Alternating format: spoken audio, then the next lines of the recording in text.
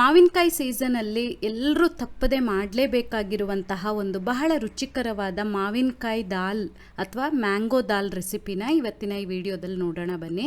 ನಮಸ್ತೆ, ನಾನು ನಿಮ್ಮ ಲತಾ, ವೆಜ್ ರೆಸಿಪೀಸ್ ಆಫ್ ಕರ್ನಾಟಕಕ್ಕೆ ನಿಮಗೆಲ್ಲರಿಗೂ ಮತ್ತೊಮ್ಮೆ ಸ್ವಾಗತ. ಇಲ್ಲಿ ನಾನು ಒಂದು ಮಾವಿನಕಾಯಿನ ತೊಗೊಂಡು ಸಿಪ್ಪೆ ತೆಗೆದು ಹೀಗೆ ಕತ್ತರಿಸಿಟ್ಕೊಳ್ತಾ ಇದ್ದೀನಿ. ಸ್ವಲ್ಪ ಹುಳಿ ಕಡಿಮೆ ಇರುವಂತಹ ಮಾವಿನಕಾಯಿ ಬಳಸಿದರೆ ಒಳ್ಳೆಯದು.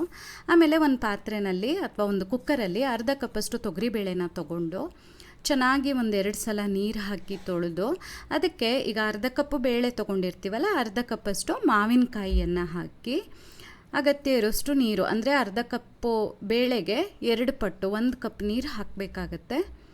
ಚಿಟಿಕೆ ಅರಿಶಿನ, ಒಂದು 4-5 ಹನಿ ಎಣ್ಣೆನ ಹಾಕಿ ಮುಚ್ಚಳ ಮುಚ್ಚಿ ಮೆತ್ತಗೆ ಬೇಯಿಸ್ಕೊಳ್ಬೇಕು. ಒಂದು 2-3 ವಿಸಿಲ್ ಮಾಡಿದರೆ ಸಾಕಾಗತ್ತೆ. ನಾನೊಂದು ಸ್ವಲ್ಪ ಹೀಗೆ ಕಡಿಯಾಗಿ ಬೇಯಿಸ್ಕೊಂಡಿದ್ದೀನಿ. ನಿಮ್ಗೆ ಇನ್ನೂ ಮೆತ್ತಗಾಗಬೇಕು ಅಂದರೆ ಇನ್ನೂ 1 ವಿಸಿಲ್ ಮಾಡಿದರೆ ಆಯಿತು. ಆಮೇಲೆ ಹೀಗೆ ಮ್ಯಾಶ್ ಮಾಡಿ ಪಕ್ಕಕ್ಕೆ ಇಟ್ಕೊಂಡು ಒಂದು ಬಾಣಲೆಯಲ್ಲಿ 1 ಟೇಬಲ್ ಚಮಚದಷ್ಟು ಎಣ್ಣೆನ ಬಿಸಿ ಮಾಡಿ, ಅರ್ಧ ಚಮಚ ಸಾಸಿವೆ, ಒಂದು 7-8 ಕಾಳಷ್ಟು ಮೆಂತ್ಯನ ಹಾಕಿ, ಸಾಸಿವೆ ಎಲ್ಲ ಚಟಪಟ ಅಂತ ಸಿಡಿಯೋಕ್ಕೆ ಶುರುವಾದ ಕೂಡಲೇ ಒಂದು 2 ಹಸಿಮೆಣಸಿನ್ಕಾಯಿ, ಸ್ವಲ್ಪ ಕರಿಬೇವನ್ನು ಹಾಕ್ಕೊಳ್ತಾ ಇದ್ದೀನಿ. ಹಸಿಮೆಣಸಿನ್ಕಾಯಿ ನಿಮಗೆ ಖಾರಕ್ಕೆ ಎಷ್ಟು ಬೇಕೋ ಅಷ್ಟು ಹಾಕ್ಕೊಳ್ಳಿ.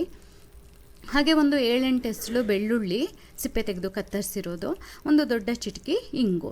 ಬೆಳ್ಳುಳ್ಳಿ ಆಪ್ಷನಲ್ಲು, ಇಷ್ಟ ಇದ್ದರೆ ಮಾತ್ರ ಹಾಕ್ಕೊಳ್ಳಿ, ಬರೀ ಇಂಗು ಹಾಕಿನೂ ಮಾಡ್ಬೋದು. ಒಮ್ಮೆ ಹೀಗೆ ಹುರ್ಕೊಂಡು ಆಮೇಲೆ ಅದಕ್ಕೆ ಒಂದು ದೊಡ್ಡ ಗಾತ್ರದ ಈರುಳ್ಳಿನ ಸಣ್ಣದಾಗಿ ಕತ್ತರಿಸಿಟ್ಕೊಂಡಿದ್ದೆ, ಅದನ್ನು ಸೇರಿಸ್ತಾ ಇದ್ದೀನಿ.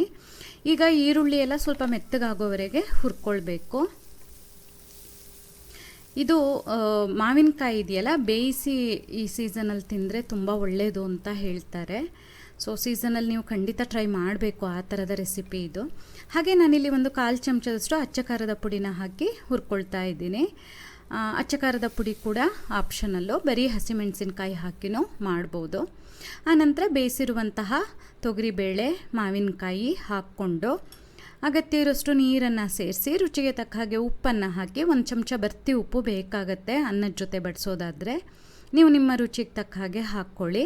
ಒಂದು ಸಲ ಹೀಗೆ ಮಚ್ಚಿ ಚೆನ್ನಾಗಿ ಕುದಿಸಿ ಮೇಲಿಂದ ಕೊತ್ತಂಬರಿ ಸೊಪ್ಪು ಹಾಕಿ ಸ್ಟವನ್ನು ಆಫ್ ಮಾಡಿದರೆ ಆಯಿತು. ತುಂಬ ಸುಲಭವಾಗಿ ಆಗುವಂತಹ ರೆಸಿಪಿ. ಮಸಾಲೆ ಹುರಿಯೋದಾಗಲಿ, ರುಬ್ಬೋದಾಗಲಿ, ತೆಂಗಿನಕಾಯಿ, ಟೊಮೆಟೊ, ಹೀಗೆ ಈ ಸುಮಾರು ಯಾವ ಪದಾರ್ಥಗಳು ಬೇಕಾಗೋದಿಲ್ಲ. ತುಂಬ ರುಚಿಯಾಗಿರುತ್ತೆ ಬಿಸಿ ಅನ್ನದ ಜೊತೆ. ಖಂಡಿತ ಟ್ರೈ ಮಾಡಿ. ನಿಮಗೆ ಈ ವಿಡಿಯೋ ಇಷ್ಟ ಆದಲ್ಲಿ ಲೈಕ್ ಮಾಡಿ, ಶೇರ್ ಮಾಡಿ, ಕಮೆಂಟ್ ಮಾಡಿ. ಹಾಗೆ ನಮ್ಮ ಚಾನಲಿಗೆ ಸಬ್ಸ್ಕ್ರೈಬ್ ಮಾಡೋದನ್ನು ಮರಿಬೇಡಿ. ಧನ್ಯವಾದಗಳು.